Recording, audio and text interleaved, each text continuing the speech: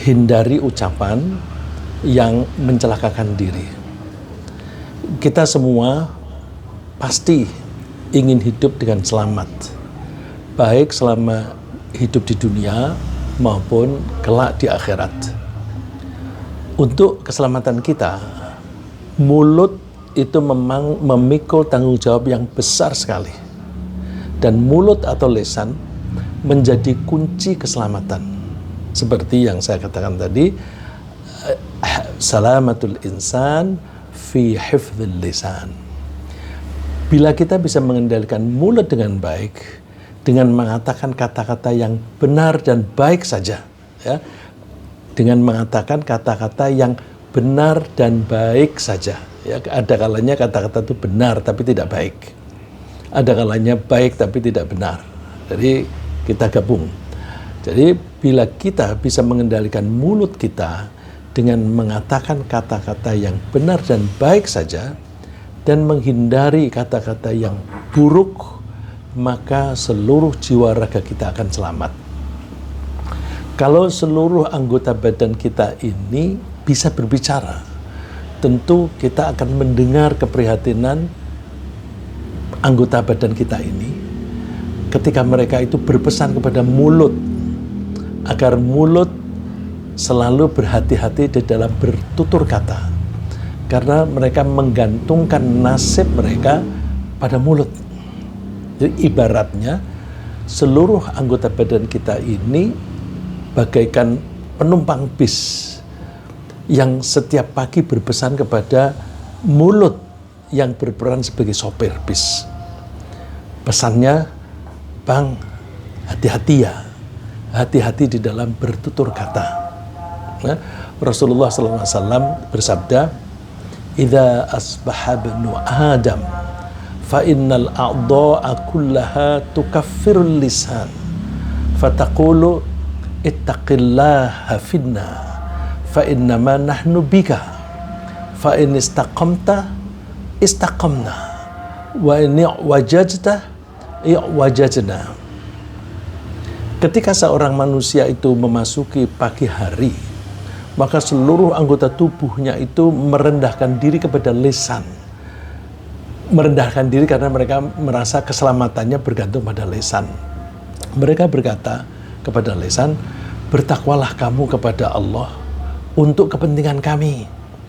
Kami bergantung kepadamu. Apabila kamu istiqomah, berjalan lurus, maka kami juga istiqomah.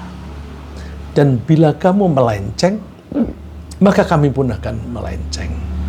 Ya, karena orang kalau ngomongnya itu jorok, apalagi sombong, kurang ajar, yang dipukulin orang itu bukan mulutnya, ya bisa kepalanya, bisa perutnya, dan sebagainya.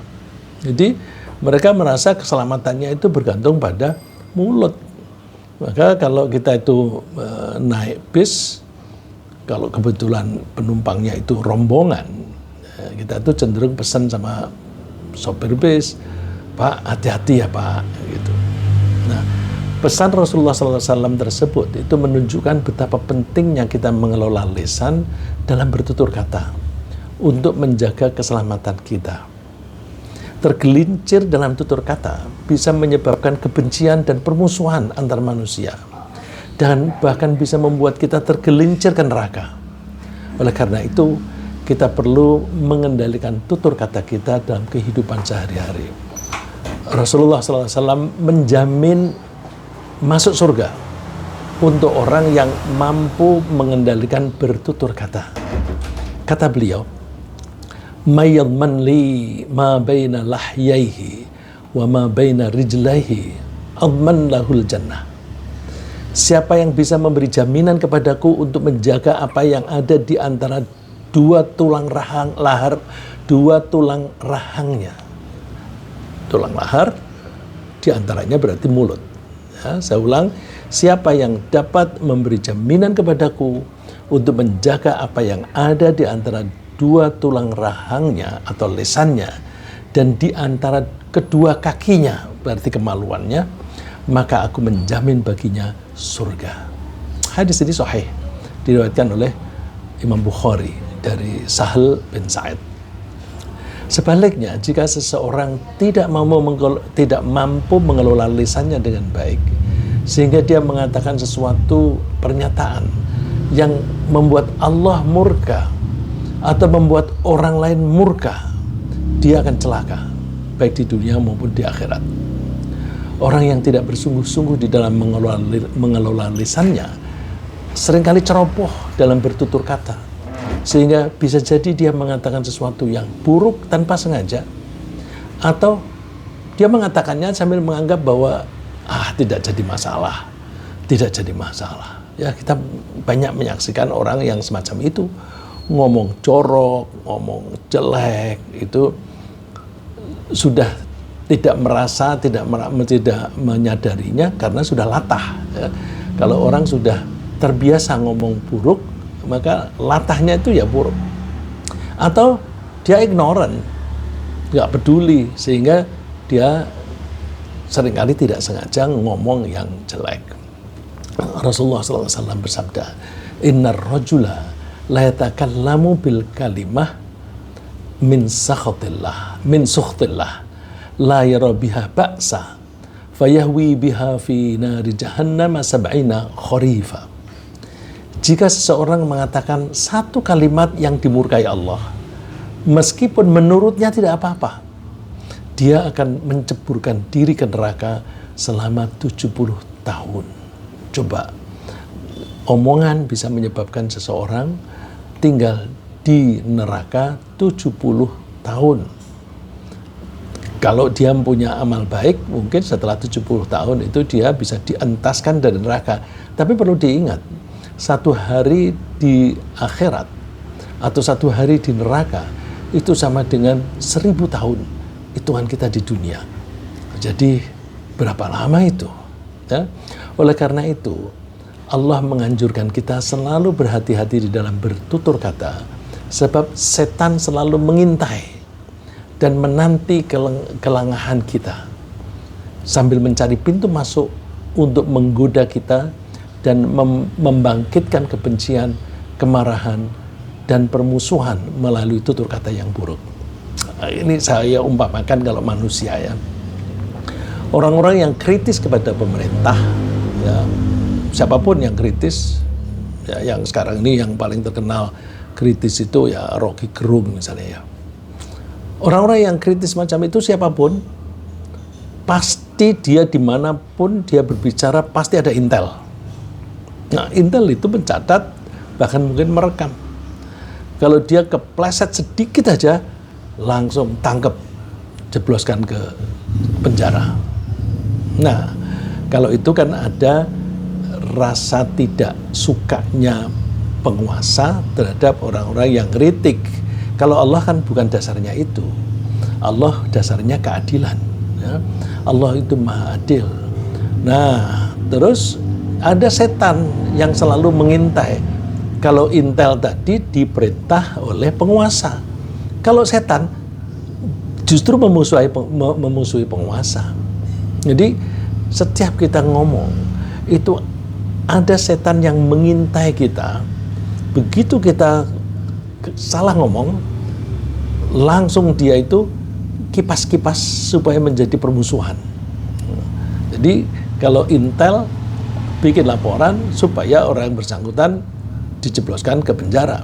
Kalau setan dikipas-kipas supaya makin menjadi panas, terus menjadi berantem. Nah, kalau berantem setannya senang sekali. Ya, jadi setan itu selalu menunggu kesempatan untuk masuk menggoda kita dan membangkitkan kebencian, kemarahan, dan permusuhan melalui tutur kata yang baik, yang buruk. Nah, ini Allah sudah wanti-wanti. Ya. Wa qul li ibadi yaqulu allati hiya ahsan. Inna syaitana yanzaghu bainahum. Inna syaitana kana lil insani aduwwan mubina. Katakan kepada hamba-hambaku, ini Allah ya memerintahkan Nabi Muhammad, katakan kepada hamba-hambaku supaya mereka bertutur kata yang baik saja. Bahkan kata baik di sini menggunakan kata ahsan. Ahsan itu bentuk superlatif dari hasan. Kalau hasan itu artinya bagus. Tapi kalau ahsan, superlatif artinya paling bagus. Jadi kita ketika bertutur kata dianjurkan memilih kata-kata yang paling bagus yang kita bisa. Kenapa? Setan itu selalu berusaha untuk mengintai dan menggoda untuk membangkitkan permusuhan. Kalau terjadi permusuhan, nanti mereka itu marah. Ketika marah, emosinya itu tidak terkendali, lalu mereka bisa ngomong yang macam-macam deh. Dan mereka bisa berantem. Kalau berantem, mereka bisa menyakiti orang lain yang tidak salah atau melebihi dari yang semestinya. Nah, kepentingan setan apa? Supaya orang ini berbuat buruk, berbuat melanggar ketentuan Allah, lalu karena perbuatannya itu orang tersebut layak masuk neraka. Jadi setan memusuhi kita tidak dengan cara langsung, dengan cara menempeleng kita, enggak. Cara mereka menggoda kita supaya kita melakukan pelanggaran. Dengan pelanggaran itu kita bisa masuk neraka. Nah, kalau kita masuk neraka, mereka sorak-sorai karena mereka dendam. Mereka merasa dikeluarkan dari surga gara-gara Nabi Adam. Padahal kan Nabi Adam itu dikeluarkan dari surga gara-gara setan. Tapi begitulah setan itu atau orang jahat. Setan memulai berbuat salah, kemudian orang lain itu terpaksa berbuat salah karena dia, lalu setan yang memulai itu menuduh manusia yang menyebabkan mereka itu keluar dari surga. Biasa orang yang misalnya ada pejabat yang korupsi, terus orang menegurnya atau mengingatkannya, terus dianggap itu yang salah yang menegur, dianggap itu mencemarkan nama baik. Lalu dengan undang-undang ITE misalnya, justru yang memberi peringatan ini yang masuk penjara, bukan koruptornya. Nah, itu akalnya tuh akal setan, ya. Nah, salah satu celah yang mudah dimanfaatkan oleh setan untuk menggoda manusia adalah ketika manusia itu berbohong. Nah, hati-hati. Bohong itu kunci masuk bagi setan untuk menggoda kita. Coba peringatan Allah. Hal unabbiukum ala man tanazzalus syayatin. Apakah mau aku beritahukan kepadamu setan itu turun menggoda siapa? Jadi kata-kata ini tanazzalu. Tanazzalu itu pada turun. Artinya setannya jumlahnya banyak. Kamu tahu nggak? Setan itu berusaha mengerumuni siapa? Tanazzalu ala kulli affakin athim. Setan itu pada turun mengerumuni orang-orang yang suka bohong. Affak dari kata ifkun. Ifkun itu kata-kata bohong. Kata-kata bohong yang tidak sebenarnya dilakukan oleh seseorang, lalu dikatakan dia melakukan suatu kejahatan atau keburukan. Bahasa Indonesianya fitnah. Ya. Ifkun itu bahasa Indonesianya fitnah. Arti letter luck-nya ifkun adalah kata-kata bohong tentang seseorang yang dituduh tentang seseorang dituduh telah melakukan suatu keburukan. Afim, dan orang yang suka berbuat dosa. Jadi begitu ada orang yang suka bohong, setan langsung masuk. Ya. Terus yulquna sam'a wa aktsaruhum kadzibun. Kelakuan setan itu suka mendengarkan omongan orang. Ya. Nguping. Nah, ini tadi bilang si perumpamaannya itu intel. Intel itu kan pekerjaannya nguping. Terus kalau intel tangkap atau dilaporkan masuk penjara. Kalau setan begitu ada orang yang ngomongnya buruk, langsung dipanas-panasi supaya menjadi pertikaian. Wa aktsaruhum kadzibun, dan kebanyakan orang yang suka memfitnah itu memang pembohong. Ya, kita harus hati-hati di dunia ini, termasuk di negara kita ini, banyak orang suka bohong. Bahkan ada orang yang bilang kalau berpolitik itu boleh bohong. Wah, itu ada tuh kutipannya di YouTube. Berpolitik itu boleh berbohong. Saya punya teman yang dulunya wartawan, kemudian nempel kepada politisi. Dia bilang, ternyata pejabat atau politisi itu semuanya pembohong. Aku ikut dia jadi pembohong. Tapi dengan dia ikut, berarti kan dia menjadi buzzernya politisi tadi. Dengan dia menjadi buzzernya politisi tadi, ini zaman dulu ya, bukan sebelum ada istilah buzzer sekarang, itu dia melakukan yang semacam itu, yang kalau orang sekarang bilangnya buzzer. Jadi yang saya ceritakan itu zaman dulu. Wah, aku ikut aja. Nah, ikut itu karena dia mantan wartawan, dia menyebarkan informasi-informasi bohong untuk menaikkan citra politisi tadi. Sehingga politisi tadi bisa menjadi pejabat tinggi sekali di Indonesia ini. Nah itu teman-teman itu menjadi kaya raya. Saya sampai heran, kok kamu bisa punya kekayaan sebanyak ini? Dari siapa? Ya, dari orang-orang itu. Saya tanya, kamu punya bisnis seperti ini, debt equity ratio-mu berapa? Rasio utangmu berapa? Enggak, ini 100% milik saya. Nah, ya, jadi maksud saya hati-hati ya, di negara kita ini banyak pembohong, kita jangan ikut-ikutan. Sekecil apapun kita jangan bohong, karena begitu kita bohong, setan masuk. Rasulullah SAW bersabda, ala ukhbirukum bisyirarikum al-masya'una bin namimah al-mufsiduna bainal ahibbah al-baghuna lil bura'il anat. Mau nggak aku beritahukan kamu tentang orang yang paling buruk di antara kalian? Siapa orang yang paling buruk di antara kalian? Mau saya kasih tahu? Mau, Rasulullah. Rasulullah menjelaskan mereka itu adalah masya'una bin namimah. Masya'un dari kata masya, orang yang suka berjalan-jalan keliling ke sana keliling ke kemari untuk menyebarkan fitnah, untuk menyebarkan berita bohong. Al-mufsiduna bainal ahibbah, mereka itu suka merusak, memisahkan atau memecah belah antara orang-orang yang saling menyayangi. Nah, ini kalau kelas kecil itu suka manas-manasi suami dan istri sampai mereka cerai. Kalau di dalam politik ya mereka ngomong yang bohong-bohong, ya, hoax itu diomongin sana sini supaya kelompok satu dan kelompok lain yang asalnya akur menjadi bermusuhan. Dan itu kita saksikan sekarang ini. Oleh karena itu saya merasa relevan ini kita membahas ini. Al-baghuna lil bura'il hanat. Mereka itu mencerai-beraikan manusia dan selalu menimbulkan kesusahan. Nah, oleh karena itu kita harus mulai dengan berhati-hati, bertutur kata dari diri kita sendiri ya.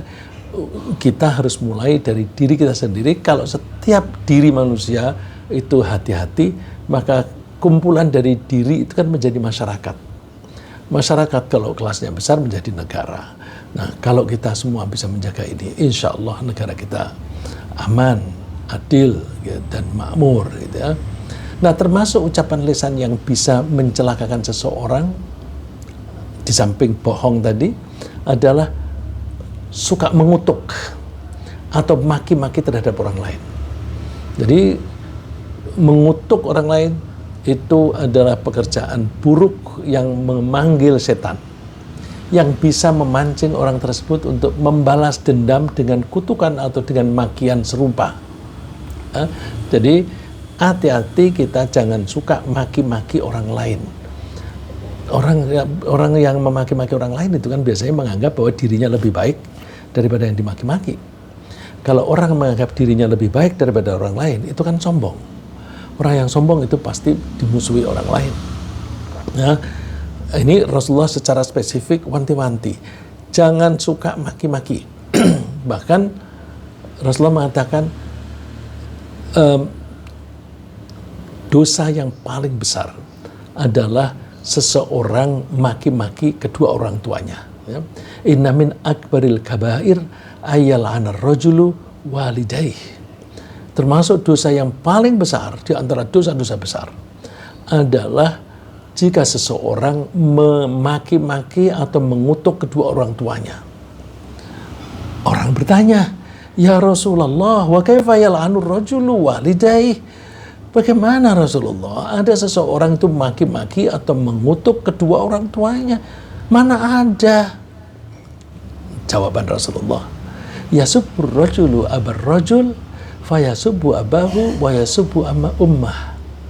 Kalau ada seseorang maki-maki orang lain dengan menjelek-jelekan ibunya atau bapaknya, kamu anaknya ini, kamu anaknya penjahat dan sebagainya. Itu kan orang itu maki-maki orang lain dengan jelek-jelekin bapaknya. Kalau ada orang maki-maki yang semacam itu, nanti orang yang dimaki-maki akan balas. Apaan? Kamu kan lebih jelek lagi. Bapakmu gini. Jadi ini kayak cermin. Ya, kayak cermin. Si A maki-maki si B dengan memburuk-burukan orang tuanya, si B membalas memburuk-burukan bapak ibunya. Sama dengan orang itu memaki-maki bapak ibunya sendiri. Makanya kita jangan mencemooh orang lain. Bahkan maki-maki kepada orang kafir pun dilarang. Ya, jadi orang yang sok Islami misalnya ya, dia kan orang kafir, nggak apa-apa. Hati-hati ya. Maki-maki kepada orang kafir pun dilarang oleh Allah. Karena hal itu bisa menimbulkan permusuhan. Coba, ini firman Allah. وَلَا تَسُبُّوا الَّذِينَ يَدْعُونَ مِن دُونِ اللَّهِ فَيَسُبُّوا اللَّهَ عَدْوًا بِغَيْرِ عِلْمٍ. Kalian jangan memaki-maki orang yang menyembah kepada selain Allah. Memaki-maki orang yang menyembah juga tidak boleh. Maki-maki yang disembah juga tidak boleh. Kenapa? Nanti mereka balasnya fayasubbullaha adwan bighairi ilm. Mereka akan membalas maki-maki Allah. Karena yang dimaki-maki itu kan orangnya atau yang disembah. Nanti mereka membalasnya juga seperti itu, seperti kepada orang tua tadi. Dan mereka kalau maki-maki Allah itu dengan rasa permusuhan yang kuat tanpa didasari ilmu pengetahuan. Nah, karena itu jangan mentang-mentang dia orang kafir lalu terus kita lalu maki-maki atau cemooh. Ya. Ada lagi di samping itu, percakapan yang merendahkan martabat orang lain juga mengancam keselamatan penuturnya. Karena hal itu bisa memancing kemarahan orang tersebut jika ia merasa diremehkan atau dihinakan. Ini prinsip umumnya kan, setiap orang itu mempunyai rasa harga diri. Kalau ada orang yang merasa harga dirinya direndahkan daripada yang dia rasa, yang dia ukur sendiri, maka orang itu akan marah. Maka kalau ada orang merasa lebih hebat daripada orang lain, sama dengan orang itu menganggap orang lain itu lebih rendah. Ya, jadi kalau saya menganggap bahwa aku ini paling pinter, berarti saya menganggap orang lain itu semuanya bodoh. Jadi orang sombong itu tidak disukai karena apa? Begitu orang itu sombong, memuji dirinya sendiri, mengangkat dirinya sendiri, itu konsekuensinya atau pemahaman kebalikannya adalah bahwa orang lain itu merasa direndahkan. Nah, orang yang merasa direndahkan itu pasti marah. Ya. Termasuk merendahkan martabat orang lain itu jika seseorang memanggil orang lain dengan julukan yang buruk. Ya, memanggil orang dengan julukan yang buruk. Ini yang seringkali orang tidak merasa bahwa itu buruk. Misalnya memanggil orang gendut. Nah, manggil gendut itu kan banyak orang yang tidak suka. Tidak suka badannya gendut, sehingga banyak orang yang membatasi makan, bahkan banyak orang yang diet, yang rela lapar supaya tidak gendut. Berarti gendut itu tidak disukai banyak orang. Kalau ada orang dipanggil gendut, itu kan merasa dihina. Oleh karena itu, kita jangan memanggil orang lain dengan panggilan yang buruk, meskipun itu kelihatannya biasa-biasa saja. Allah memperingatkan, ya ayyuhalladzina amanu la yaskhar qaumun min qaumin asa ayyakunu khairan minhum. Hai orang-orang yang beriman, kelompok laki-laki kalian, jangan ada yang merasa hebat, merendahkan orang lain, laki-laki lain. Jangan-jangan orang yang direndahkan itu sebenarnya lebih mulia dibanding yang merendahkan. Sampai Allah mengulang lagi, kalau tadi kepada laki-laki, kepada perempuan juga gitu. Wala nisa'um min nisa'in asa ayyakunna khairan minhun. Juga perempuan tidak boleh mengolok-olok, tidak boleh menyombongkan diri terhadap wanita lain. Jangan-jangan yang direndahkan itu sebenarnya lebih tinggi martabatnya. Terus wala talmizu anfusakum. Kalian jangan suka mencela orang lain, ya. Jangan sampai mencela orang lain. Wala tanabazu bil alqab, dan jangan memanggil orang lain dengan julukan yang mengandung kata ejekan. Alqab itu dari kata laqab, itu gelar bukan gelar administratif, tapi gelar ini seperti panggilan yang sifatnya mengolok-olok, ya, misalnya tadi gendut, apalagi kalau dijuluki dengan sesuatu yang jelek lagi, hei koruptor, ya dia korupsi, tapi kita nggak usah memanggil dengan cara memberi gelar yang tidak baik, ya. Ada lagi kata-kata yang membahayakan diri seseorang, menggunjing orang lain. Menggunjing orang lain tentang sisi buruknya orang lain, itu juga bisa mengancam keselamatan diri sendiri. Karena manusia pada umumnya tidak suka digunjingkan. Gunjing itu membicarakan sisi buruknya orang lain, dan apa yang dikatakan itu benar adanya. Saya kasih contoh yang ada penjelasan dari Nabi misalnya. Para sahabat tanya, loh kalau memang kita menyebut seorang itu pincang, dan dia memang pincang, apakah itu termasuk ghibah, menggunjing? Iya. Kalau kamu mengatakan dia si pincang atau orang yang pincang itu, dia memang benar-benar pincang, itu namanya ghibah, menggunjing. Kalau dia tidak pincang, kamu mengatakan pincang, itu namanya fitnah. Lebih jelek lagi. Jadi meskipun sesuai dengan kenyataan, kalau itu kenyataan yang buruk, terutama yang natural ya, yang secara alamiah begitu, seperti pincang, gemuk, ya, gendut dan sebagainya, itu kan natural. Nah, itu saja tidak boleh, karena itu bisa menimbulkan permusuhan dan orang yang diomongin itu nggak suka gitu. Misalnya si hitam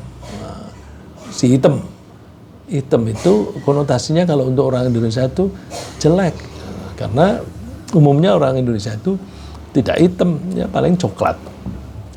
Allah melarang kita untuk itu.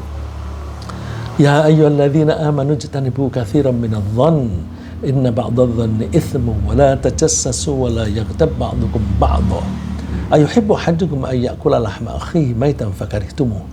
Coba kita perhatikan, Allah itu mau menasihati kita untuk jangan menggunjing orang lain, jangan mencari-cari kesalahan, tapi larangannya dimulai dengan jangan banyak-banyak berprasangka. Apa hubungannya? Prasangka itu kan adanya di pikiran. Nah, menggunjing itu omongan. Biasanya omongan itu cerminan dari apa yang ada di pikiran. Kalau pikirannya itu salah atau ada penyakit dalam pikiran, nanti omongannya juga keluar penyakit itu. Nah, termasuk penyakit pikiran itu banyak berprasangka. Ya ayyuhalladzina amanu ijtanibu katsiran minadh-dhann. Hai orang yang beriman, jauhilah banyak-banyak berprasangka. Karena sebagian dari prasangka itu dosa. Prasangka itu kemungkinan benarnya itu kecil, lebih banyak kemungkinannya itu salah. Oleh karena itu hindarilah berprasangka, apalagi kalau sudah jelas berprasangka buruk. Dan kamu jangan suka cari-cari kesalahan orang lain, dan juga jangan suka menggunjing orang lain. Nah, menggunjing itu diumpamakan oleh Allah seperti makan bangkainya orang yang digunjing. Apakah kalian itu suka makan bangkai temannya sendiri? Dan kamu tidak suka hal itu. Jadi kita hindari hal itu, karena itu bisa mencelakakan kita, terutama besok di akhirat. Lagi, hal yang bisa mencelakakan kita, ucapan yang bisa mencelakakan kita adalah menciptakan kekacauan di antara orang-orang mukmin. Kekacauan itu bisa juga dengan cara menebarkan isu begini dan begitu, sehingga orang-orang itu panik. Ya, misalnya, ya, kekacauan itu menyebarkan isu bahwa wah ini perang ini sudah menjadi-jadi, sehingga dan perangnya itu di daerah yang banyak minyaknya. Misalnya kalau sekarang ini di Palestina, ya, di situ kapal induk sudah merapat di situ. Nah, di situ kan negara-negara Arab itu negara-negara produsen minyak. Nah, suplai minyak akan terganggu. Kalau itu terganggu, maka harga minyak di dunia akan naik. Kalau harga minyak naik, maka semua harga barang-barang akan naik juga. Sebelum pada naik, sekarang borong dulu, lalu terus orang pada borong barang. Itu kan menjadi kacau, ya. Orang menjadi panik. Terus membuat panik orang itu kejahatan. Allah menyebutkan, innalladzina fatanul mu'minina wal mu'minati tsumma lam yatubu falahum adzabu jahannam wa lahum adzabul hariq. Orang yang suka mendatangkan kekacauan, mendatangkan cobaan bagi orang-orang yang beriman, baik laki maupun perempuan, lalu dan mereka tidak mau bertobat, maka mereka akan mendapatkan siksaan di neraka jahanam. Mereka akan mendapatkan siksaan yang membakar. Ya, jadi udahlah, kita jangan suka menyebarkan isu saat ini, apalagi saat ini menjelang pemilu. Ini banyak isu-isu yang nggak benar itu beredar. Karena yang saya tahu, seseorang yang mencalonkan diri, jadi apapun, ya, mencalonkan diri jadi anggota DPR atau menjadi kepala daerah, itu seringkali punya dua tim, setidaknya ada dua tim dalam kampanye. Satu tim tugasnya menyanjung-nyanjung dia supaya dia kepilih. Satu tim tugasnya menjelek-jelekan lawan, menuduh lawan itu korupsi lah, itu selingkuh lah, dan sebagainya. Itu ada itu. Saya pernah ketemu orangnya, ya. Saya pernah ketemu orangnya. Dia cerita bahwa dia bagian promosi memuji-muji calon kepala daerah. Terus temannya itu yang sebaliknya. Itu bikin kacau, ya. Itu bikin kacau. Lagi ada yang jelek juga yang bisa membahayakan orangnya, yaitu menuduh orang lain telah melakukan perbuatan buruk. Misalnya menuduh orang telah berbuat zina. Itu tidak baik. Itu bisa menimbulkan fitnah atau membangkitkan permusuhan. Ini orang begitu gampang mengeluarkan tuduhan-tuduhan. Misalnya, oh itu proyek itu kan dia korupsi itu. Terus kadang-kadang menuduh korupsinya itu tidak dengan cara seperti itu, tapi panggil ke KPK atau panggil ke polisi. Terus wartawan menyebarkan berita bahwa dia dipanggil oleh polisi atau dipanggil KPK karena dituduh korupsi untuk proyek tertentu, begitu. Nah, orang melihat apa ya begitu? Bukankah proyek yang serupa itu yang dananya lebih spektakuler dan hasilnya hanya seperti itu? Nah, lalu orang menjadi menuduh-nuduh yang lain-lain. Karena apa? Dimulai dengan tuduhan yang membuat citra buruk kepada orang lain.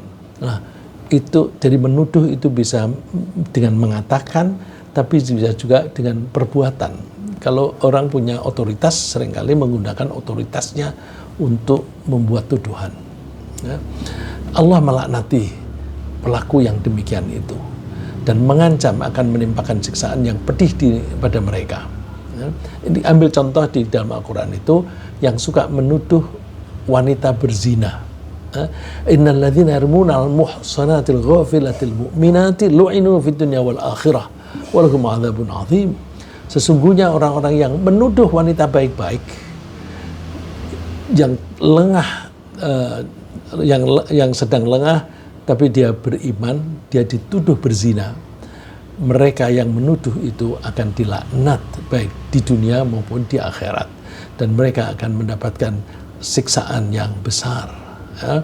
Jadi jangan mudah-mudah menuduh. Di dalam Al-Quran itu orang menuduh itu dipersulit, karena menuduh perzinaan itu menurut Al-Quran di surat An-Nur harus ada 4 orang saksi, dan yang namanya saksi itu harus melihat dengan mata kepala sendiri in action. Jadi kalau misalnya melihat ada 2 orang laki perempuan keluar dari kamar hotel, nggak boleh dituduh wah mereka telah berzina, nggak bisa. Bisa jadi itu saudaranya sendiri, atau bisa jadi itu datang untuk konsultasi dan sebagainya. Jadi kalau tidak ada 4 saksi yang melihat sendiri dalam in action, itu tidak boleh melakukan tuduhan, dan itu ancamannya berat. Di dunia pun itu ancamannya 80 cambuk, ya. Supaya kita hati-hati, ya. Jadi orang yang menuduh orang lain berzina itu akan diancam. Kalau terancam berarti tidak selamat. Nah, ucapan yang paling mencelakakan penuturnya itu apa? Oh, itu semuanya tadi kalah itu. Yang paling jahat, yang paling mencelakakan diri seseorang adalah orang yang membuat pernyataan dusta tentang Allah. Dia ngomongnya salah, tidak didasari ilmu pengetahuan yang benar. Allah menyebutnya, "Faman adzlamu mimman iftara 'ala Allahi kadziban liyudhillan nasa bighairi 'ilm." Maka siapakah yang lebih zalim daripada orang yang membuat dusta terhadap Allah untuk menyesatkan manusia tanpa pengetahuan? Sesungguhnya Allah tidak memberi petunjuk kepada orang-orang yang zalim. Bagaimana sih kita ada seseorang yang membuat pernyataan yang bohong, ya, pernyataan bohong tentang Allah. Oh, banyak, dan yang percaya juga banyak. Kalau dari statistiknya, orang yang menyatakan itu banyak dan pengikutnya lebih banyak lagi. Ya, pernyataan dusta terhadap Allah yang paling banyak diucapkan manusia di dunia ini adalah tuduhan bahwa Allah mempunyai anak. Itu kan bohong. Bohong tentang Allah. Allah tidak punya anak, dikatakan punya anak. Dan orang ini selalu mengatakan itu. Dan karena itu meskipun bohong, kalau diulang-ulang itu sering kecenderungannya dianggap benar. Itu kan belakangan ini seringkali, terutama dalam 4 tahun terakhir ini. Itu kan dulu ada pernyataan, ya bohong itu kalau diulang-ulang bisa menjadi kebenaran, artinya dianggap benar. Nah, Allah itu tidak punya anak, tapi kalau itu diulang-ulang terus, orang lalu percaya bahwa Allah punya anak. Nah, tentu Allah akan murka. Bukan hanya Allah, alam raya ini semuanya ikut murka, karena alam raya ini tahu Allah itu tidak punya anak.